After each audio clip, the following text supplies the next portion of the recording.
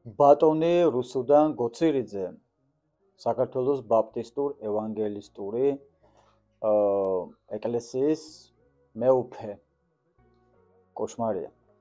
მოусმინოთ და განვაგრძოთ. იესომ სერიოზული შეურაცხყოფა მიაყენა ებრაელი ადამიანების რელიგიურ გრძნობებს და ძალიან მიზანმიმართულად, ისე კი არა შემთხვევით.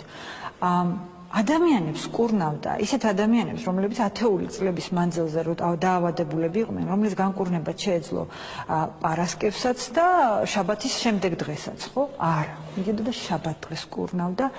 ძალიან ბევრ პროვოკაციულ რამეს აკეთებდა, ქალებს ესაუბრებოდა, რაც მისთვის საშინლად აკრძალული იყო. შორს წაგვიყვანს ამ სიის ჩამოთვლა, ანუ 300 ლარიანი ჯარიამების საპირწონე ქმედებებით სავსეა სახარება.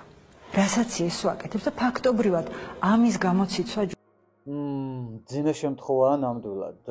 მოკლედ შემხვდა ეს ვიდეო და გვერდი ვერ აუარე. არ შემიძლია გიждები, ბრაზდები, ცოფდები. კი ვარ მორწმუნე ადამიანი, ქრისტიანი ადამიანი და ერთ დროს აღმსარებელი და მაზეირებელიც გახდით, გალობელიც ვიყავი, ცოტათი მედავითნეობასაც ვახერხებდი. მაგრამ არ ვარ იმ ხარისხის მორწმუნე, რომ შემომარტყავენ მეორე ლოყა რომ მეუშვირო. არ ვარ.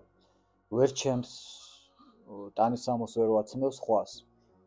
არ ვარ ამ სიმაღლეზე, სულიერების ასეთ სიმაღლეზე.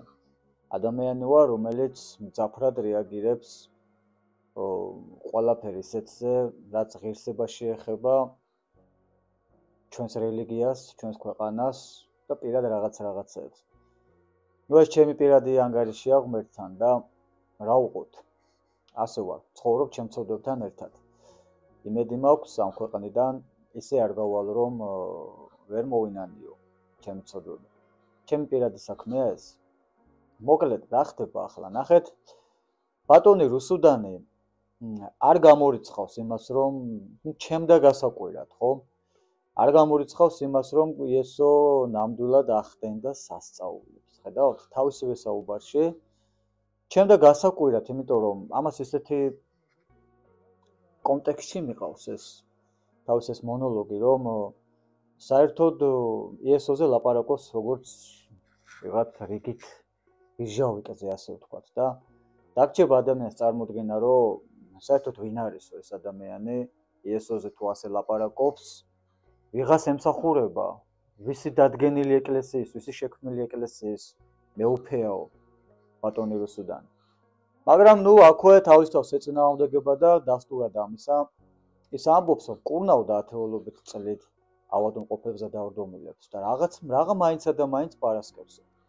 მე რჩება წარმოდგენა, რომ არ იცის ქრისტეს მოღვაწეობის შესახებ და ღვაწლის შესახებ და არ აქვს წაკითხული, ან თავდაყირა აქვს წაკითხული. რატომ აკეთებდა ამას? ძალიან მარტივად გასცა პასუხი თვითონ ქრისტემ, რომ შაბათი ადამიანისთვის შეიქმნა და არა ადამიანის შაბათისთვის. და კიდე იქ ბევრი მაგალითია, რომ ბევრი მოყავს რა მაგალითი, რომ ადამიანს შენ ოჯახს, შენ შვილს, ასე შემდეგ რო უჭირდეს, თუ შაბათს არ დაეხმარებიო, შაბათს არ განკურნაო. ბევრი ასეთი ეპიზოდები. რა უნდა ამ ქალს ვერ გავიგეთ. თანაც საიდან მოიტანა სიმბოლურად ეს ციფრი 300 ლარი. რაღაცას ნიშნავს, რაღაცა საკრალურია მისთვის. მე არ ვიცი, მე შეიძლება ჩემი უცოდნელობით მომდის, მაგრამ საინტერესოა, ხო, რაღაც 300 ლარიან რაღაცა ჯარიმას ატარებს. 30 ვერცხლი რო ეთქვა, კიდე გასაგებია. 300 ლარი რა არის ბატონო რუსუდან? რატომ აბნევთ საზოგადოებას და ადამიანებს და თქვენ მით უმეტეს შემჩნეული მყავხართ, აქციაზედ გახართ იმგულანთებული ახალგაზრდების გვერდით და იმათ არიციან ღვთისმგმობელი ადამიანი რო უდგათ გვერდში. თქვენი სახით, თქვენ ღვთისმგმობელი ხართ ბატონო რუსუდან. თქვენ არ ხართ არანაირი სულიერი ლიდერი, არანაირი რელიგიური კონფესიისა. ნუ თავდაპირველამდე უკანონო ხარ და უკანონობის წიაღში ხარ წარმოშობილი, ნუ პროტესტანტი.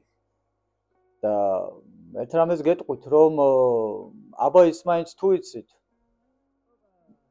ფეხის საიდუმლოსევრობის დღეს, ფეხის განბანის აქტი ქრისტემ რისთვის დააყენა ეს აქტი? რას ემსახურებოდა? ზიარება, ღვინისა და პურის სისხლად და ხორცად გამოცხადება, აღიარება და ევქარისტიის დაწესება და ამავდროულად ფეხის გამბანა. ფეხის გამბანა ეს იმათი იყო ებრაელების. იცით რა ხდება ძველსა და ახალ აღთქმის დაზავებაში აქ ამ აქტში? თუ გსმენიათ ამის შესახებ რამე.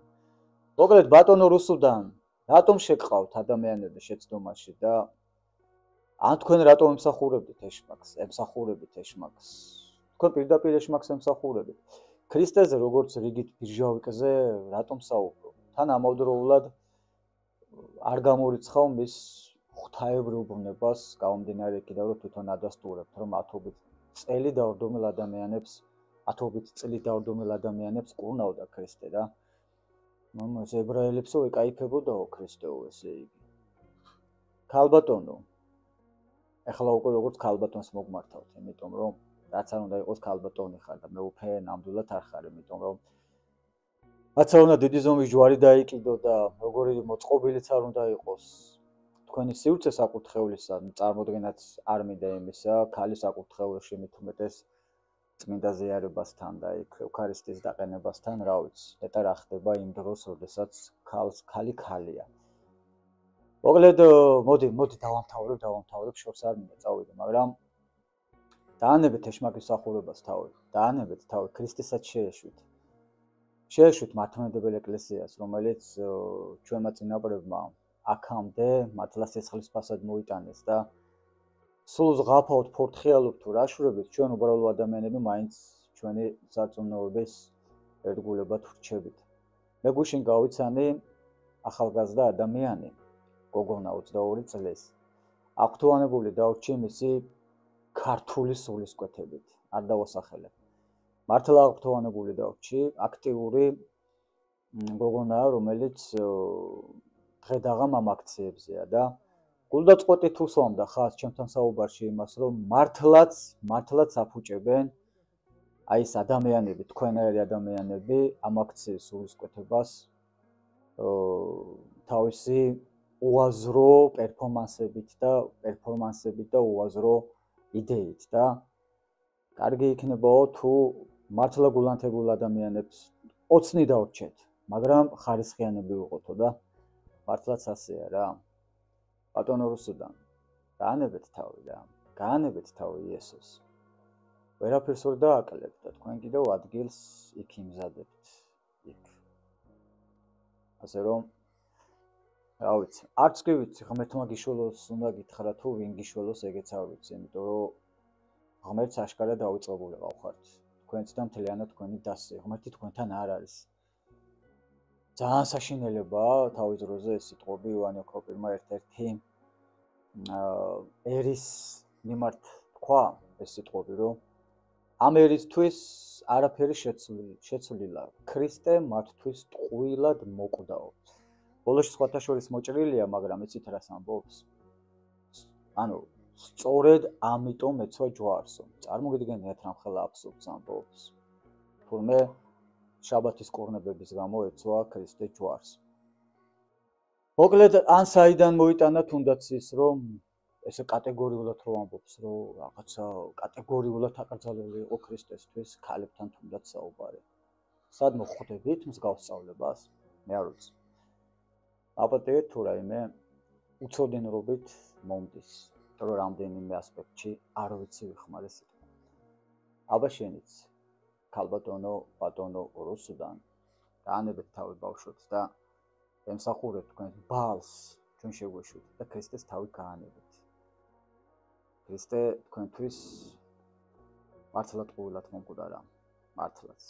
თქვენთვის არ ქონია ქრისტეს სიკვდილს გამოხსნელობითი მნიშვნელობა და ეს აქტი თქვენთვის ფაქტიურად არც ყოფილა რა.